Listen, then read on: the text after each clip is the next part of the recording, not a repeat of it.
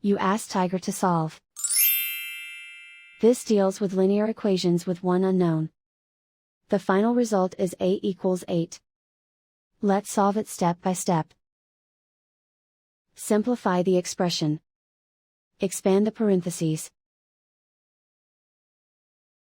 Multiply the coefficients.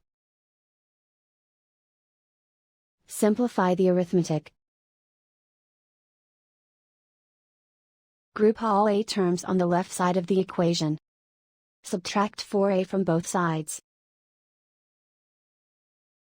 Group like terms.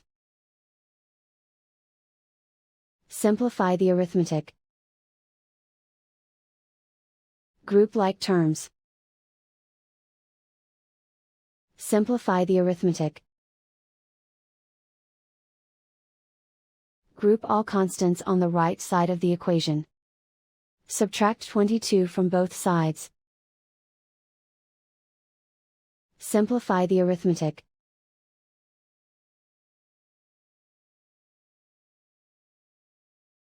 Isolate the a.